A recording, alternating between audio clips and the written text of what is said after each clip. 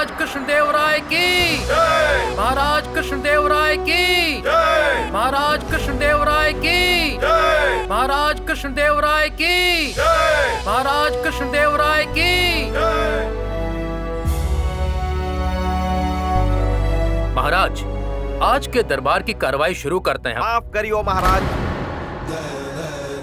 जाते पहले कि दरबार की कार्यवाही शुरू हो, मैं आपसे कछु कहना चाहता हूँ। अवश्य तथाचार्य, कहो क्या कहना चाहते हैं आप? यदि महाराज को याद होए तो महाराज ने हमें अपनी स्वर्गीय माता जी की अंतिम इच्छा पूर्ति के काजे कोई उपाय निकारबे को कही हती, जैसे मरणोपरांत भी उनकी इच्छा पूरी है सके। जी जी आचार्य जी, याद आते मुझे। तो कोई उपाय निकाल पाए हैं आप हमारी दुविधा को? जी हाँ महाराज की माता जी की अंतिम इच्छा हम कछु समझे ना है महाराज। हम बताते हैं मंत्रीवर। बात यह है कि महाराज ने मोए बताई हती कि उनकी स्वर्गीय माता जी की अंतिम इच्छा थी कि वो रत्नागिरी के आमन का स्वाद चखें, किंतु उनकी अंतिम इच्छा पूरी होने से पहले ही स्वास्थ्य समस्या के कारण उनको स्वर्गवास है गयो और उनकी अंतिम इच्छा अधूरी रह गई। तो महाराज जा दुविधा में थे कि कैसे उनकी स्वर्गीय माता की अंतिम इच्छा पूरी की जाए ताकि वो अपने पुत्र होबे के कर्तव्य के ऋण से मुक्ति पा सके। माफ करो आचार्य, परंतु ये कैसे संभव है? स्वर्गीय राजमाता रत्नागिरी के आम खाने के काजे जीवित तो ना है। मृत्यु मनुष्य की होत है मंत्रीवर, कर्तव्य की ना है। तुलुआ कुल के वंश अपने प्राण दे सकत हैं, परंतु अपने कर्तव्य से पीछे ना हट सकते। वैसे भी शास्त्रन के अनुसार यदि किसी मृत व्यक्ति की अंतिम इच्छा अधूरी रह जाए तो बाकी आत्मा को मुक्ति ना मिलती। महाबली सम्राट अपनी स्वर्गीय माता जी की अंतिम इच्छा पूरी करके वर्षों से मोक्ष के काजे भटकती उनकी आत्मा के काजे मोक्ष की राह प्रशस्त कर रहे हैं। जाके काजे हमें उनकी कर्तव्य परायणता को सम्मान और प्रशंसा दोनों करनी चाहिए। आप सही कह रहे हैं आचार्य, परंतु हमारा सवाल वही है, ये कैसे संभव है? स्वर्ग सिधारवे के पश्चात स्वर्गीय महारानी जी की आम खाबे की अंतिम इच्छा कैसे पूरी है सकेगी? है सके है, अवश्य पूरी है सके है, क्यों नहीं है सकती? मैंने तो रास्तों भी निकाल लियो है। अपने ध्यान, तपस्या और तंत्र साधना की शक्तियों से अंततः हमने परलोक से संपर्क साध ही लियो और जान ही लियो कि कैसे स्वर्गीय महारानी की अंतिम इच्छा पूरी की जा सके है। तो बताओ आचार्य, कैसे पूरी है सके है हमारी स्वर्गीय माता जी की अंतिम इच्छा? बहुत सरल उपाय हते महाराज। आप अपनी स्वर्गीय माता जी की पुण्य आत्मा के नाम पे यहाँ पंडितन को एक एक सोने को आम बांट दो।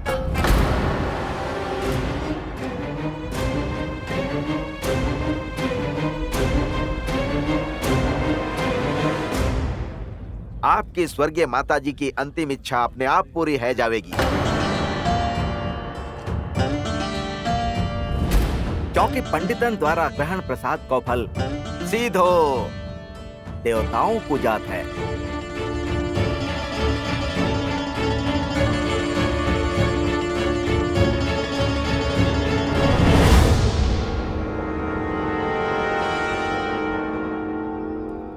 उपाय अद्भुत है आचार्यवर। पंडितन को भोग लगानो अर्थात देवताओं को प्रसन्न करनो, और देवताओं को प्रसन्न करनो अर्थात सभी ऋणों से मुक्ति पानो। हमें आपको ये उपाय सहर्ष मंजूर हते आचार्यवर।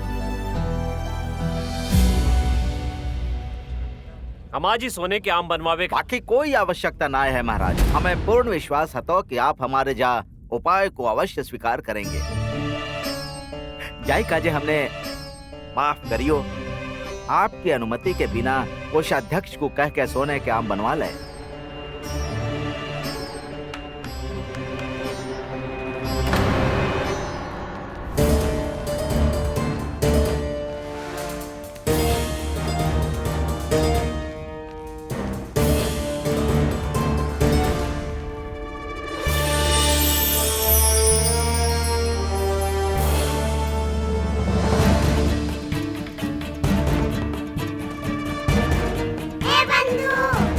जैसब का है रियो बंधु। कछु नाय करेगो तू रामा, कोई आवश्यकता ना है बीच में टांग अड़ाबे की। जहाँ पे लूट मची भई हते और तू मुझे चुप बैठने को कह रहे हो है। ना ना, मैं चुप ना बैठूंगो। जे हम तो मुझे भी मिलने चाहिए। रामा तू भी। हाँ बंधु, मैं भी।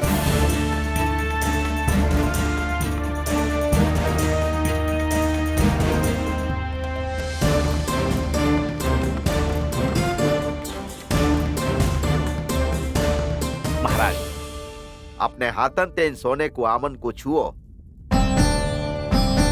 अब अपने सच्चे हृदय से अपनी स्वर्गीय माता जी को स्मरण करके इन आमन को पंडितों और ब्राह्मणों में बांटने को आदेश दो।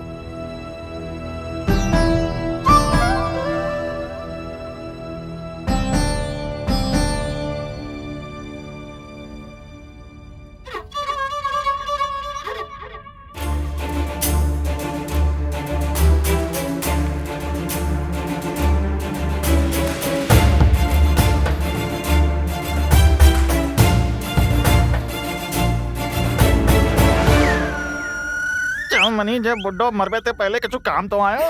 ये तो है बुढ़ो अपनो बहुत बड़ा चालू है। बस पनिया तू जय प्रार्थना कर के जय सोने के आम लेके निकलने ते पहले जहाँ कोई गड़बड़ ना होए।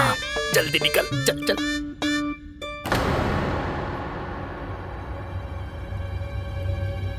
ओहो,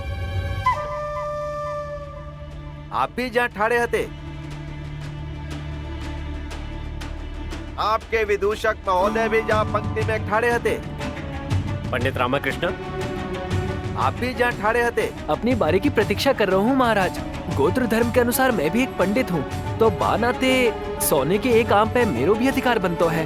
बस वही लैबे खड़ो हो तो। खड़े नाए थे, छुपे ठाड़े हते, ताकि इन्हें आम भी मिल जाए और काऊ को पतो भी ना चले। ये हमारे ये विदूषक महोदय कितने बड़े अवसरवादी हते और लालची हते। महाराज एक सोने को आम पावे के काजे अपना पद खाली छोड़ के यहाँ पंडितन के बीच में अपना अधिकार पाने के काजे खड़े हते, अवसरवादी हते, लालची हते। लालच की पराकाष्ठा है गई महाराज। ये सब कहा थे रामकृष्ण?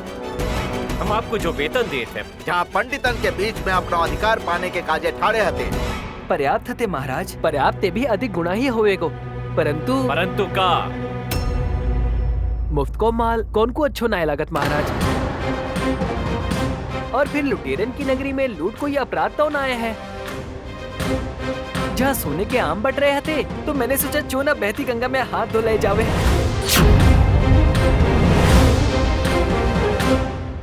रामकृष्ण, होश पे तो हटो आप। जाना तो तुम क्या कह रहे हो? महाराज, ये अपमान है हमारा।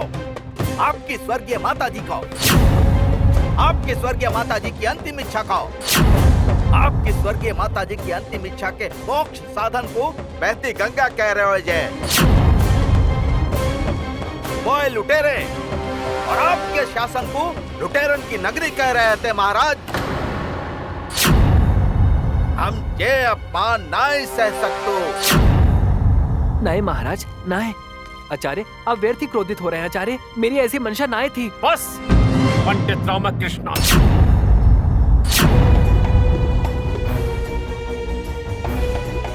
लागत हते आप अपनी सीमा भूल बैठे हते। हम सब कछु सह सकत है, परंतु हमारे सामने कौन साधु पुरुष को अपमान ना कर सकत है। और वैसे भी ये हमारो निजी मामलो है और हमारे निजी मामले में हस्तक्षेप करने को अधिकार हमने आपको ना दियो है रामकृष्ण। हमारे स्नेह, हमारी उदारता को कदाचित आप कछु और समझ बैठे हैं। निकल जाओ यहाँ से, अभी जय समय जाओ और आज के बाद अपनो जेब मोह मत दिखाइयो मोए।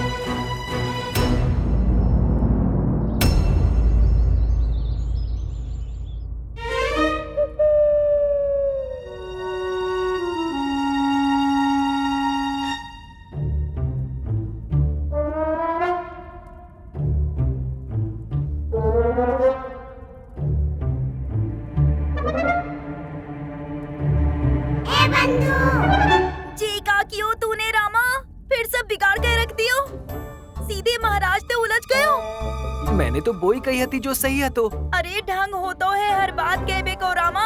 हाँ ठीक है ना, है गई भूल, अब का फांसी पे चढ़ाए को। फांसी तो ये लग के रहेगी रामा, अम्मा के हाथन। अच्छा तुम मित्र है के शत्रु? चुप बैठने एक देर।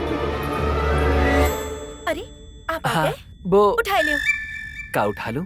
पानी को लोटा उठा लियो, उठा के हाथ मुंह धो लो। मैं अभी तुम्हारे कपड़ा लेके आती हूँ।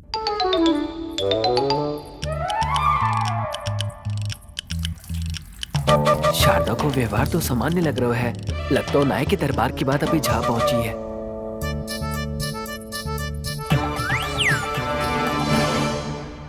उठा लियो। का उठा लूं? जल की शपथ उठा लियो कि जो मैं पूछूंगी बा को सच सच जवाब दोगे। का आपको दरबार से निष्कासित कर दिया गया है? सच सच जवाब दो, मेरे प्रश्न को उत्तर दो। पर तुम्हें कैसे? मतलब नगर के लोग जो कह रहे हैं सब सच है। उठा लो। का उठा लूं? अरे अपनी धोती उठा लियो, भागने में आसानी होएगी। भागने में क्यों? अरे पीछे देखो, अम्मा ठाड़ी आते। हाँ?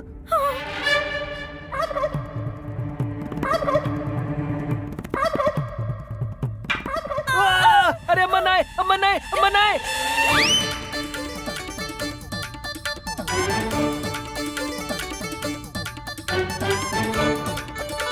अम्मा नाय, अच्छा अच्छा मेरी बात तो सुनो अम्मा। नहीं नहीं नहीं नहीं अम्मा। अरे तुम खड़े खड़े देख कर रही हो, बताओ तो सही क्या कह रही है? पतो हतीन है कि तू एक जगह पे टिके रहने वाले जीव ही ना हो, जो तो होनो ही है। तो परिवार की सुख शांति देखी नहीं जाती ना तुम ते। अम्मा लग जाएगी, लग जाएगी। इतनी मुसीबतन के बाद भगवान की कृपा से जय घर मिलाओ, एक आसरा मिलाओ, इतने बड़े महाराज को आशीर्वाद मिलाओ, पर सब गवा लियो हमने। का जरूरत थी महाराज और उनकी स्वर्गीय माता जी के बीच में आवेगी।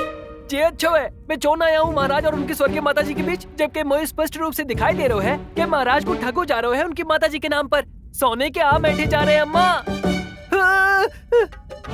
क्या कह रही है? उठा लियो। जे कह रही है? नहीं हम कह रहे कि पीछे पड़ो, बटारा उठा लियो, लाठी से बचने के काम आएगो। जे तो जे कह रही है कि महाराज है वो सोने के आम दे या सोने के अंडा। तुम्हें बाकी पीछे बोले की क्या जरूरत थी? अरे महाराज चो दे में लगे अंडा, महाराज है कि मुर्गा? पहली बात अंडा मुर्गा ना है, पक पक अब मुर्गी देते है। और दूसरी बात लज्जा ना आती पंडितन के पूजा पाठ बारे परिवार में अंडा की बात करते हुए। वाह वाह, तो अम्मा को अंडा कौन सा शिकारी है तो जो सबसे पहले जी बीच में लेकर आई? उठा लो। देखो अपनी बात बाद में करियो, पहले ये बताओ अम्मा क्या कह रही है? अरे यही कह रही है, अपने कपड़ा लत्ता उठाओ और निकलो जा घर दे। इन्हें तुम जैसो मूर्ख बाचाल बड़बोला बेटा ना चाहिए। महाराज के सामने अपनी बात तलक ना कह पाए। अम्मा चेतावनी दे रही है कि जो भी तुमने बिगाड़ो है बात ठीक नहीं करते थे, जो भी गलत है बात सही नहीं करते थे, तब तलक अम्मा बिना बल के झपकाए, बिना खाए पिए जा जगह पर धरना दे के बैठी है। हाँ। तुम भी? नाय बोताओ, हम बस थक गए थे, जायका जे बैठ गए। क्या मुसीबत है? इतो सन्नाटो जो है? हाँ, समझ गयो। लामा ने पिलते कोई गुल खिलाया होगो ना, है ना लामा? चल भाग, चल भाग, चल चल भाग भाग।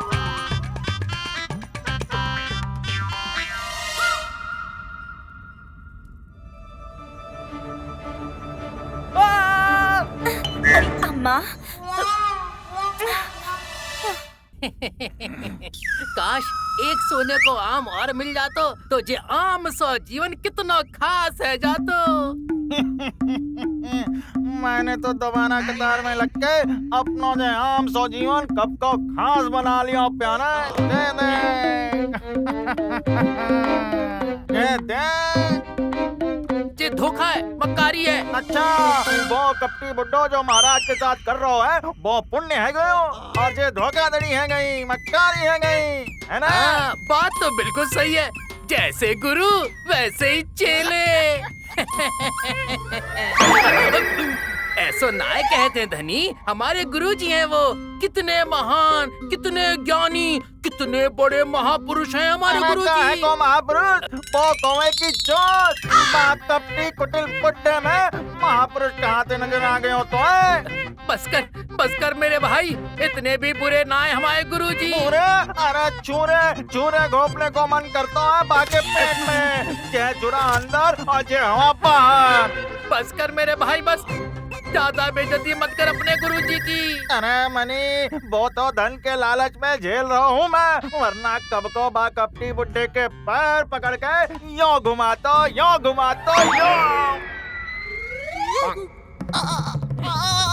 आशीर्वाद लेता हूँ और कहता के गुरुजी अपनो हाथ सदैव हमारे सिर पर रखियो, सदैव हमें अपने चरण में रखियो। ए गुरु, जीवित गुरु, प्रभु परमेश्वर परमात्मा, हमें सदैव चरण में रखना। अवश्य अवश्य। हम अभी आशीर्वाद देते हैं अपने प्रिय शिष्यन को, दोनों को आशीर्वाद देंगे। हमारा आशीर्वाद।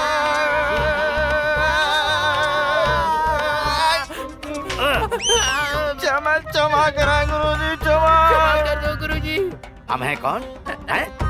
वो कौवे की चोट, आज तीनों के सांप।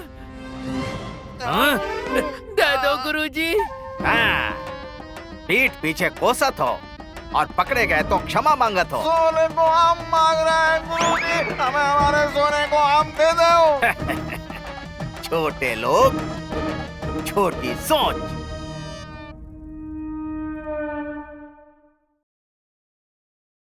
समंदर की लहरों में मिले सीप से संतुष्ट हो जावे बारे लोगन को समंदर की गहराई में मोती नाय मिलो करते, वाके काजे अथाह गहराई में गोता लगाना पड़त है। सोचो सोचो, यदि राजा एक आम दे सकत है तो दो चौनाई, चार चौनाई, आठ चौनाई, एक दर्जन चौनाई। अर्थात गुरुजी, अर्थात सभी पंडितों से कहो कि अपने हिस्सा को आम लेके कल दरबार में आ जाएं। हम राजा से कह के उन्हें एक आम की जगह एक दर्जन आम दिलवाएंगे। जय हो गुरुजी एक की। झटका में माला माल हो जाएंगे। जय हो गुरुजी की, जय हो। लेकिन पामैते आधा हिस्सा हमारा होएगो। सत्यानाश हो जाओ बुड्ढे का। का कहिए? जय हो गुरुजी, जय हो गुरुजी की, जय हो। समय हमारे अनुकूल चल रहा है मेरे प्रिय शिष्यों। दुष्ट ग्रहों के बादल छट चुके हैं।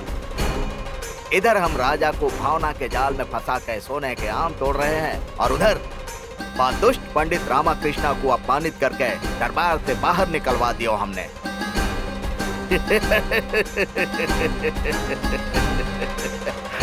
बेचारो पंडित, बाकी तो रातन की नींद उड़ गई होएगी।